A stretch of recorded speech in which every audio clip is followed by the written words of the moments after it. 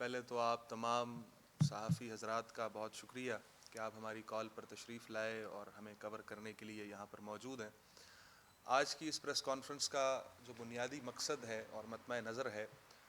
وہ Punjab students referendum ہے، پنجاب تعلیمی ریفرینڈم، کہ جس کے حوالے سے ہم نے آپ کو بھی آگاہ کرنا ہے اور آپ کے توسط سے انشاءاللہ تعالی اس کو باقاعدہ طور پر لانچ بھی کرنا ہے۔ آپ سب کے علم میں ہے کہ پاکستان اس وقت مسائل کی آماجگاہ بن چکا ہے۔ ہم یہ دیکھتے ہیں کہ مشرق سے لے کے مغرب تک اور شمال سے لے کے جنوب تک پاکستان کا کوئی حصہ اور کوئی خطہ ایسا نہیں ہے اور کوئی صوبہ ایسا نہیں ہے کہ جس کی عوام اور جس کے اندر بسنے والے عام لوگ مشکل کا شکار نہ ہوں۔ یہاں پر سال ہا سال سے اشرافیہ، یہاں پر سال ہا سال سے جاگیردار وڈیرے اور چند گھرانے تو ہمیشہ سے خوشحال رہے ہیں، لیکن اس کے علاوہ اگر عوام کا حال دیکھا جائے تو وہ ہمیشہ سے بے حال نظر آتی ہے، اور عوام کی پسماندگی، عام آدمی کا درد اور عام آدمی کا دکھ ہے کہ جو تھمنے کو آ ہی نہیں رہا۔ اور پاکستان کی جب بنیاد رکھی گئی تھی 14 اگست 1947 سے لے کے آج جب میں اور آپ یہاں پر ایک دوسرے کے سامنے بیٹھے ہیں، ہم یہ دیکھتے ہیں کہ پاکستان میں بسنے والے عام لوگ وہ روزانہ کی بنیاد پہ نت نئے مسئلوں میں پھنستے چلے جا رہے ہیں، اور روزانہ کی بنیاد پر کئی ایسے ایشوز ہیں کہ جو اس عوام کو اپنے گھیرے میں لیتے چلے جا رہے ہیں۔ آج کی اس پریس کانفرنس میں چونکہ اسلامی جمعیت طلباء کے ذمہ داران کی حیثیت سے ہم آپ کے سامنے موجود ہیں، اور میرے دائیں اور بائیں تمام وہ افراد بیٹھے ہیں کہ جو اسٹوڈنٹ لیڈرز کہے جاتے ہیں، یہ وہ لوگ ہیں کہ جو آپ کے سامنے پنجاب بالخصوص اور بالعموم پورے پاکستان کے طلباء کی نمائندگی کر رہے ہیں، اور یہ وہ لوگ ہیں کہ جو اسی نمائندگی کو کرتے ہوئے آپ کے سامنے طلباء کے چند بنیادی مسائل بھی رکھیں گے اور اس کے حوالے سے اپنا آگے کا جو لاہ عمل ہے انشاءاللہ اس پر بھی کچھ نہ کچھ بات کریں گے۔ میں بحیثیت اسلامی جمعیت طلباء کے صوبہ پنجاب کے ذمہ دار اگر بالخصوص پنجاب کی بات کروں تو یہاں پر بسنے والے اسٹوڈنٹس اور یہاں پر رہنے والے تعلیمی اداروں سے منسلک افراد، ان کے ہاں بیشتر ایسے مسائل ہیں، بیسیوں ایسے مسائل ہیں کہ جنہوں نے ان کی زندگیوں کو اجیرن بنا دیا ہے۔ آپ اگر ابتدا اور آغاز سے دیکھیں تو پاکستان کے اس وقت جو جی ڈی پی کا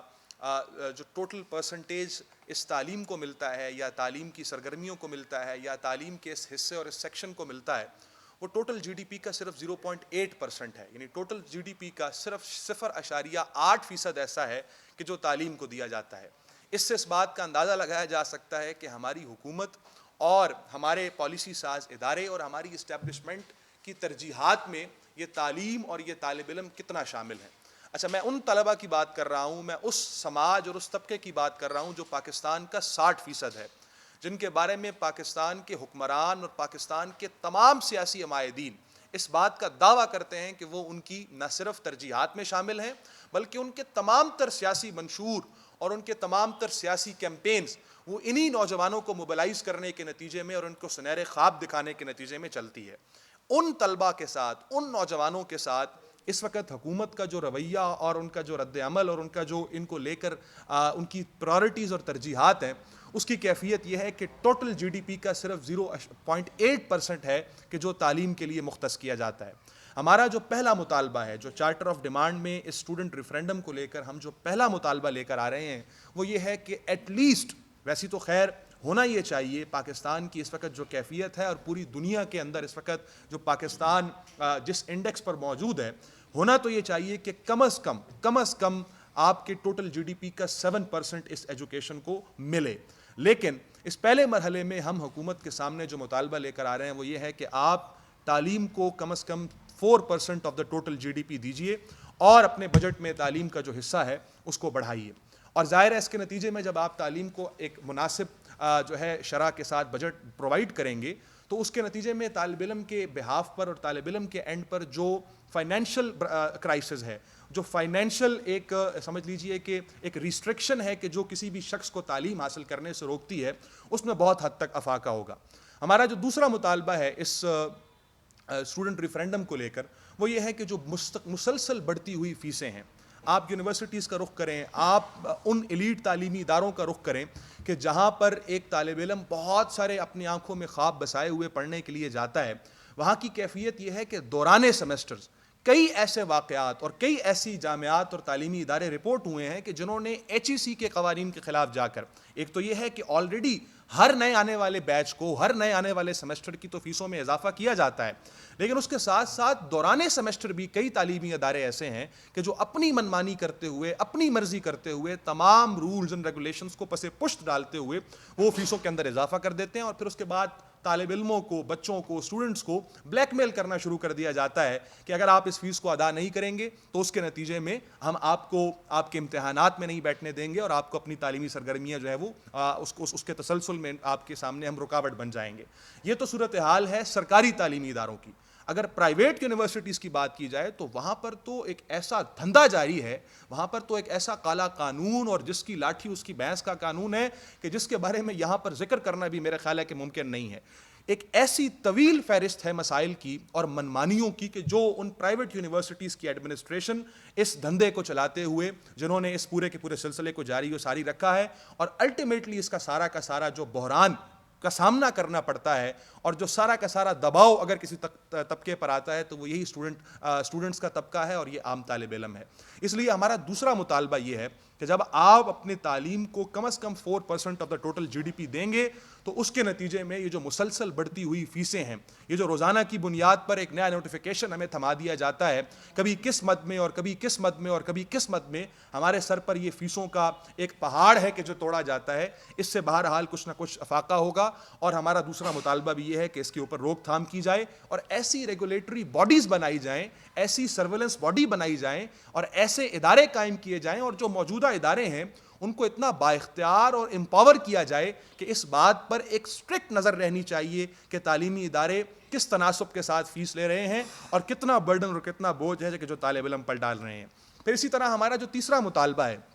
اسٹوڈنٹ ریفرینڈم کو لے کر، وہ مطالبہ یہ ہے کہ تعلیمی اداروں میں طلبہ یونینز کو فی الفور بحال اور فعال کیا جائے۔ اس وقت کی کیفیت یہ ہے کہ پورے پاکستان میں جہاں جمہوریت کی بات کی جاتی ہے، جہاں ڈیموکریسی کی بات کی جاتی ہے، جہاں آزادی اظہار رائے کی بات کی جاتی ہے، جہاں پر آنے والا ہر حکمران، یہاں پارلیمنٹ میں بیٹھنے والا ہر ممبر آف پارلیمنٹ، چاہے وہ سینٹ کا ہو، چاہے وہ آپ کے پروونشل اسمبلیز کا ہو، چاہے وہ آپ کی قومی اسمبلی کے لوگ ہوں، آپ کی بیوروکریسی ہو، آپ کے ادارے ہوں، اسٹیبلشمنٹ ہوں، ہم جہاں جس کو جدھر سنتے ہیں وہ اپنی باتوں کو چبا چبا کر جو نقطہ ہمیں سمجھا رہا ہوتا ہے وہ یہ ہے کہ پاکستان میں تو آزادی اظہار رائے ہے، یہاں پر تو کسی کی زبان بندی نہیں کی جاتی اور کسی کی زبان پر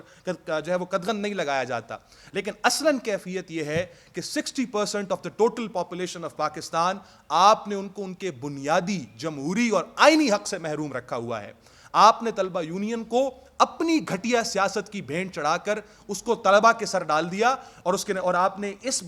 بات کو بنیاد بناتے ہوئے کہ یہ شاید طلبہ یونینز تعلیمی اداروں میں سیاست کو فروغ دینے کا کام کرتی ہیں اور اس سیاست کے نتیجے میں وائلنس کریٹ ہوتا ہے، آپ نے گزشتہ کم و بیش 40-45 سالوں سے اس طلبہ یونین پر پابندی لگا رکھی ہے، اس بنیادی نرسری پر پابندی لگا رکھی ہے، اس بنیادی گراس روٹ لیول پر ایک انسان اور ایک نوجوان کی ذہن سازی پر پابندی لگا رکھی ہے، اس ڈیموکریٹک عمل میں کہ جس میں آپ 18 سال کی عمر کے ایک نوجوان کو، ایک طالب علم کو، ایک 18 سال کی عمر رکھنے والے شخص کو یہ حق تو دیتے ہیں کہ وہ قومی جو آپ کا الیکشن ہے جہاں پر اس نے اپنے نمائندوں کو منتخب کرنا ہے وہ وہاں پر تو منتخب کر سکتا ہے، لیکن اپنے تعلیمی ادارے میں، اپنے ہی سماج اور اپنی سوسائٹی میں اس کو یہ جمہوری حق حاصل نہیں ہے، اور تعلیمی اداروں میں طلبہ یونینز پر پابندی ہے، اور اس کے نتیجے میں آپ کے سامنے ساری کیفیت ہے۔ آپ دیکھیے کہ آئے روز جب چونکہ جو بنیادی سٹیک ہولڈرز ہیں تعلیمی اداروں کو، ان کو پالیسی ساز فورمز کا حصہ نہیں بنایا جاتا، ان کے مشوروں میں شامل نہیں کیا جاتا، ان کو آواز نہیں مہیا کی جاتی، تو اس کے نتیجے میں کیفیت آپ لوگوں کے سامنے ہے کہ آئے روز تعلیمی ادارے جو ہے وہ مسائل کی آماجگاہ بنتے جا رہے ہیں۔ اس لیے ہمارا تیسرا بنیادی مطالبہ یہ ہے اس ریفرینڈم کو لے کر، جس کو لے کر ہم انشاءاللہ پنجاب بھر کے طلبہ و طالبات تک جائیں گے، کہ طلبہ یونینز کو فی الفور بحال کیا جائے اور فعال کیا جائے۔ فعالیت کا مطلب یہ ہے کہ فی الفور پورے پاکستان اور بالخصوص پنجاب میں، سندھ کے اندر تو ہم نے دیکھا کہ سندھ کے اندر تو باقاعدہ قانون سازی ہو چکی ہے، خیبر پختونخوا کی حکومت بھی کبھی کبھار چونچلے چھوڑتی رہتی ہے، لیکن یہ پنجاب حکومت تو یقین جانیے کہ اس رائیونٹ کے اور اس کے آس پاس رہنے والے جاتی عمرہ کے چند لوگوں کی ایسی جاگیر بن گئی ہے کہ یہاں پر تو ان کے اس نیپوٹزم اور ان کے اس یعنی ان خاندانوں کے نیپو کڈز کے علاوہ کوئی پرواہ نہ چڑھے. اس لیے بنیادی نرسریز اور تعلیمی ادارے کے جہاں سے لیڈرشپ کریٹ کی جاتی ہے اور جنریٹ کی جاتی ہے، وہاں پر طلبہ یونینز کو جو ہے وہ بالکل اس پر پابندی لگا رکھی ہے اور اس پر کوئی بات نہیں کر سکتا. اور یہی وجہ ہے کہ جب طالب علم اپنے مسائل کو لے کر اٹھتا ہے، جب اپنے ایشوز کو لے کر اٹھتا ہے، تو اس کی کہیں پر سنوائی نہیں ہوتی. نہ تعلیمی ادارے کی ایڈمنسٹریشن اس کو گھاس ڈالتی ہے. اگر وہ نکلتا ہے اپنا آرٹیکل 16 کے مطابق آئینی اور قانونی حق استعمال کرتے ہوئے احتجاج کرتا ہے، تو وہاں پر اس پر ڈنڈے برسائے جاتے ہیں، اس کو گرفتار کر لیا جاتا ہے، اس کو شو کاز نوٹسز دے دیے جاتے ہیں، اس کے خلاف ڈسپلنری کارروائیاں کی جاتی ہیں، صرف کیوں کہ آپ ہماری منمانیوں کو چیلنج نہیں کر سکتے. آپ بحیثیت اس میجر سٹیک ہولڈر، آپ کے پاس یہ اختیار نہیں ہے کہ آپ ہماری منمانیوں اور ہماری ہٹ دھرمی پر مبنی پالیسیوں کے خلاف کوئی بات کر سکیں. تو اس لیے ان کو بٹھا دیا. ابھی آپ کے میں اسی ٹوئن سٹیز کے اندر موجود ایک تعلیمی ادارہ، یہ ایرڈ ایگریکلچر یونیورسٹی کی جو پیر مہر علی شاہ صاحب کے نام پر بنائی گئی ہے، اور اس کے نام پر نہ جانے کتنے جو ہے وہ فلسفے ہیں کہ جو یہاں پر جس کا دعویٰ کیا جاتا ہے کہ پیر مہر علی شاہ اور اسلام کے نظریے کی بنیاد پر ایک تعلیمی ادارہ عرض وجود میں آیا ہے. وہاں پر اس وقت کی کیفیت یہ ہے، میری کل وہاں کے طلبہ سے بات ہو رہی تھی اور میں وہاں پر موجود تھا، تو انہوں نے مجھے بتایا کہ ہمارے ہاں ناچ گانے پر کوئی پابندی نہیں ہے، ہمارے ہاں کلچر کے نام پر ادننگا ناچ کرنے پر کوئی پابندی نہیں ہے، تعلیمی اداروں میں ڈھول ڈھمکے پر کوئی پابندی نہیں ہے، تعلیمی اداروں میں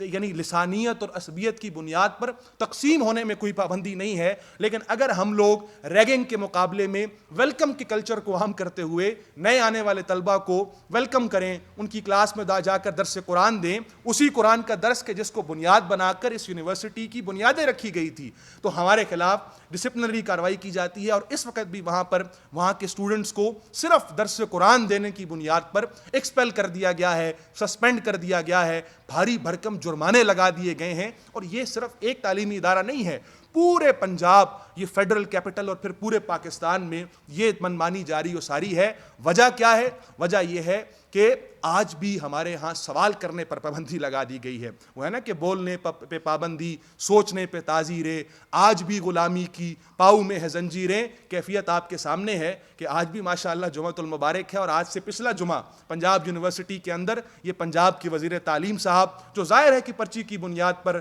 تعلقات کی بنیاد پر، بوٹ پالش کی بنیاد پر جو ہے وہ اپنے آقاؤں کے سامنے لیٹ جانے کی بنیاد پر وزیر تو بن گئے، لیکن جب ان سے یہ بنیادی سوال کیا گیا ایک طالب علم کی جانب سے کہ بھائی آپ نے فیسوں میں اضافہ کیوں کر دیتے ہیں، آئے روز آپ نے یہ ڈرامہ کیوں لچا رکھا ہے، تو وہ آگے سے یہ بیان کرتے ہیں کہ بھئی فیسوں میں اضافے کا تو کوئی جواب میرے پاس نہیں، البتہ بات یہ ہے کہ آپ سوال نہیں کر سکتے. میں نے آج بھی جمعہ نہیں پڑھا تو آپ مجھ سے سوال نہیں کر سکتے، میں نے فیسیں بڑھا دی ہیں تو آپ مجھ سے سوال نہیں کر سکتے. اور جس فورم پر رہ کر